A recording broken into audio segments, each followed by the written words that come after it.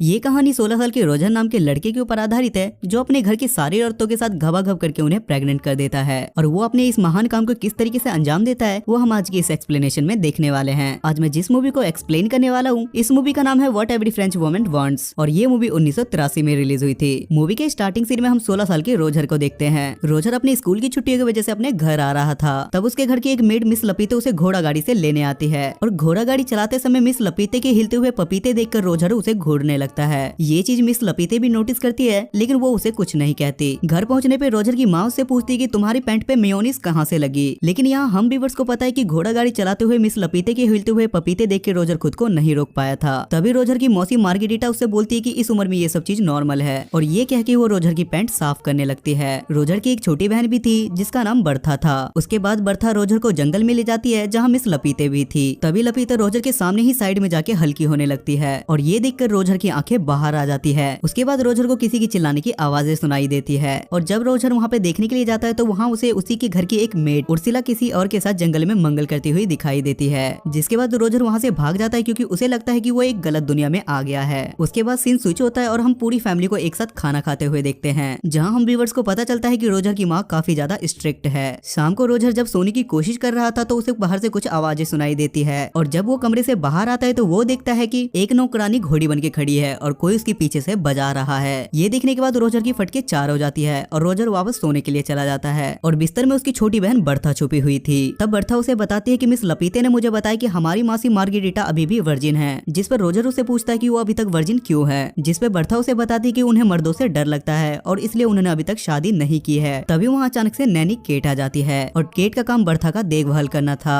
Bertha के वहाँ से जाने के बाद केट रोजर का ब्लैंकेट हटाती है जिस पर रोजर अचानक से डर जाता है क्योंकि रोजर का पप्पू खड़ा हो गया था और उसे देखने के बाद केट भी उससे थोड़े बहुत मजे ले लेती है। अगले दिन बर्था रोजर को एक नदी के किनारे ले जाती है जहाँ उसके घर की सारी मेड नहाते नहाते एक दूसरे से अपना सीक्रेट शेयर कर रही थी। बर्था और रोजर अपने घर के 4 मेड को छुपके से देख रहे होते हैं। तभी नदी के किनारे के पास 3 नमूने आ जाते हैं और ये तीनों भी रोजर के घर में काम किया करते थे और वो तीनों अपना पप्पू बाहर निकल के उन मेड्स के सामने ही हल्के होने लगते हैं और वो अपना स्पाइडरमैन उन मेड्स को दिखाने लगता है। तभी उर्सुला बोलती है कि तू शेर तो मैं सवा शेर हूँ और उर्सुला उन तीनों को अपना पिछवाड़ा दिखाने लगती है और उसके पिछवाड़े के दर्शन बर्था और रोजर पेड़ के पीछे छुपके से कर रहे होते हैं। अगले सीन में रोजर की बड़ी बहन एलिसा अपने पापा के साथ आती है और सब लोग उसका वेलकम करते हैं। एलिसा आते ही सब लोगों से गले मिलती है लेकिन जब रोजर की बारी आती है तो वो उसे फोरहेड किस करके वहाँ से चली जाती है जिस पर रोजर सोचता है कि मेरे अंदर कांटे लगे थे क्या। तभी बर्था रोजर को एक चर्च में ले जाती है जहाँ दोनों छत पर छिप जाते हैं। तभी वहाँ मार्गेरिटा आती है और वो चर्च के पादरी से अपनी सारी बातें बताने लगती है और वो पादरी से बोलती है कि जब से रोजर यहाँ आया है तब से हर रोज मैं सपने में उसके साथ धक्का पेल करती हूँ और ये सारी बातें रोजर भी सुन रहा था।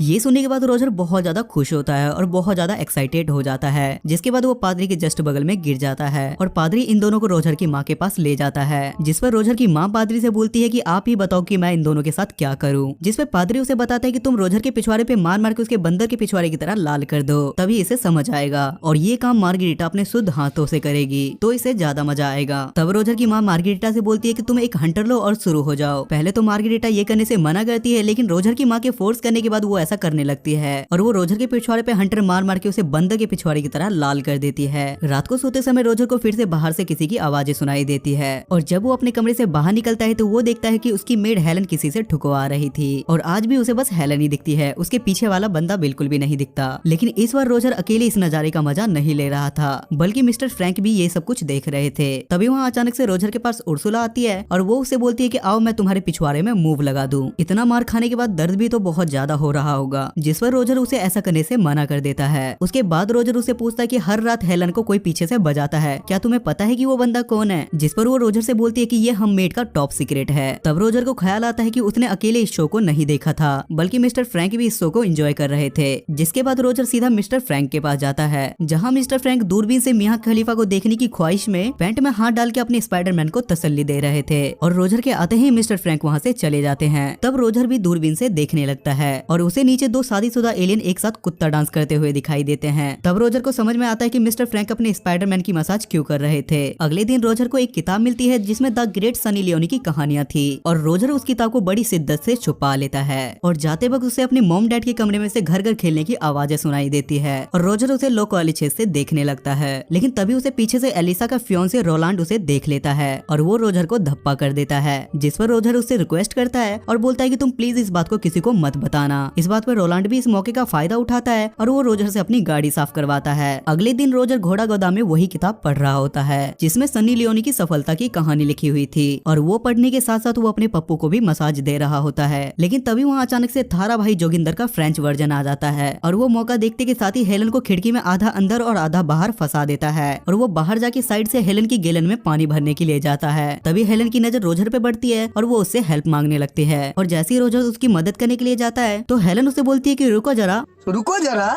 सबर करो और गैलन में पानी भरने दो। तभी रोजर बाहर निकल के देखने के लिए जाता है कि हेलन की गैलन में पानी कौन भर रहा है, लेकिन तब तक जोगिंदर भाई अपना काम कर चुके थे। अगले सीन में रोजर अपनी फैमिली के साथ बैठा था जहाँ रोलांड रोजर को अपने जूते साफ करने के लिए बोलता है, लेकिन रोजर काम करने से सीधा मना कर देता है। तभी रोलांड अपनी औकात दिखाता है और वो रोजर की माँ को उसकी सारी सच्चाई बता देता है, जिस पर रोजर की माँ बोलती है कि मेरी दोनों बेटियां ठीक हैं, लेकिन पता नहीं मैंने इस इमरान हाशमी को जन्म कैसे दे दिया। जिसके बाद रोजर अपनी सनी लियोनी वाली किताब को अपनी बहन की किताब से बदल देता है और वो वहाँ से छुप के देखता है कि वो इस किताब को पढ़ेगी या नहीं। उसके बाद एलिसा उस किताब को पढ़ के ऐसा रिएक्ट करती है जैसे उसे धरती पे स्वर्ग मिल गया हो। उसके बाद रोजर किचन में जाता है जहाँ उर्सुला होती है और वो मौका देके उर्सुला को वहीं घोड़ी बनाने लगता है, लेकिन तभी वहाँ अचानक से एक दूसरी मेड आ जाती है और रोजर वहाँ छुप जाता है। जिसके बाद रोजर सोचता है कि मेरी ही किस्मत में एल लगे हुए हैं। तभी उसके दिमाग की बत्ती जलती है और वो मिस लपीते के पीछे उसके पपीते दबाने के लिए जाता है, जिस पर मिस लपीते उससे पहले मना करती है कि ऐसा मत करो। लेकिन थोड़ी देर के बाद मिस लपीते उससे बोलती है कि रोजर मेरे बच्चे जितना बजाना है तुम बजाओ। लेकिन वहाँ रोजर की नोबिता वाली किस्मत चमक जाती है और बाहर कोई जर्मनी और फ्रांस के बीच में जंग का ऐलान कर देता है और सबको पता चलता है कि जर्मनी ने फ्रांस से जंग का ऐलान कर दिया है। अगले दिन सब लोग युद्ध में जाने की खुशी मना रहे होते हैं, लेकिन रोजर की हालत ऐसी होती है जैसे उसने ढिंडोरा की लॉटरी जीत ली हो।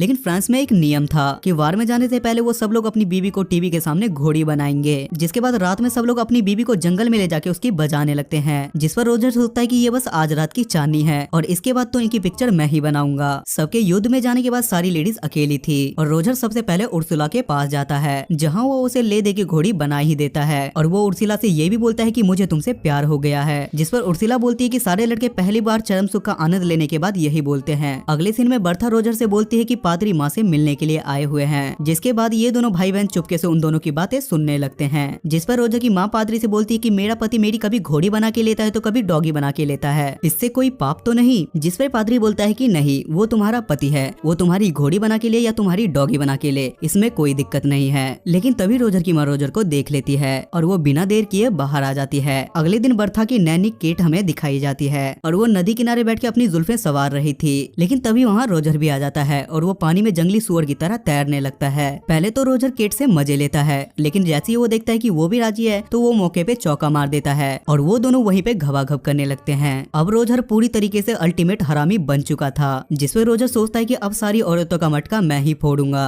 और अगले दिन रोजर का बाप छुट्टी लेके वहाँ आ जाता है और रोजर देखता है कि मार्गेरिटा और केट उसके माँ बाप को घर घर खेलते हुए देख रहे हैं, जिस पर रोजर उनसे बोलता है कि तुमसे ना हो पाएगा और ये बोल के वो वहाँ से घर में चला जाता है। ये देखकर उसके माँ बाप हैरान हो जाते हैं और रोजर को वहाँ से भगाने लगते हैं। जिसके बाद मार्गेरिटा अपने कमरे में सोने के लिए चली जाती है, लेकिन रोजर उसके कमरे में उसे धप्पा कर देता है और उससे पूछता है कि क्या तुम अभी तक वर्जिन हो, तो आओ मैं तुम्हारा गेम बजा देता हूँ। जिसके बाद वो दोनों घबाघब करने लगते हैं। उसके बाद हम फिर से हेलन को देखते हैं जो चाय नाश्ता लेके आ रही थी, लेकिन इस बार युद्ध में जाने की वजह से उसकी बजाने वाला कोई नहीं था। तभी वो रोजर के कमरे में जाती है और रोजर उसे पीछे से पकड़ लेता है और वो उसे घोड़ी बना देता है। अगले दिन रोजर एलिसा के पास जाता है जहाँ वो घोड़ों को घास खिला रही थी, जिस पर रोजर उसे बोलता है कि आज मैं तेरी भी पिक्चर बनाऊंगा। पहले तो एलिसा उसे ऐसे करने से मना करती है, लेकिन थोड़ी देर बाद बोलती है कि हाँ मेरी पिक्चर बनाओ और हाँ पिक्चर में मुझे घोड़ी का रोल देना। जिसके बाद रोजर उसे भी घोड़ी बना देता है। अब रोजर सारी औरतों के बीच पॉपुलर हो गया था और सारी औरतें बारी बारी उसके पास काम 25 करवाने के लिए आती थी। दिन बीतते जाते हैं और ये सिलसिला चलता रहता है। एक दिन एलिसा रोजर से बोलती है कि मैं प्रेग्नेंट हूँ। तभी रोजर देखता है कि रोलांड भी वापस आ गया है क्योंकि अब युद्ध खत्म हो चुका था। उर्सुला और मार्गेरिटा भी उसे बोलती है कि मैं भी प्रेग्नेंट हूँ और ये सुनने के बाद रोजर के पैरों तले जमीन खिसक जाती है, क्योंकि अगर उसके मॉम डैड को ये बात पता चली तो उसके मॉम डैड उसे नंगा करके सारी जगह घुमाएंगे। तभी रोजर उर्सुला से बोलता है कि एक नेल पॉलिश लेके आओ और वो उस नेल पॉलिश को एलिसा उठा के बेड पे लगा देता है और बोलता है कि तुम कुछ भी करके रोलांड के साथ घबाघब कर लेना, जिससे रोलांड को लगे कि एलिसा अभी भी वर्जिन है। उसके बाद वो अपनी मासी से बोलता है कि आप फ्रैंक से शादी कर लो, वो आपको बहुत ज्यादा पसंद करता है। और ये सुनने के बाद वो दोनों शादी के लिए मान जाते हैं। उसके बाद रोजर उर्सुला के पास जाता है और उसे शादी के लिए प्रपोज करता है, लेकिन उर्सुला उसे मना कर देती है क्योंकि वो पहले से किसी और को पसंद करती थी।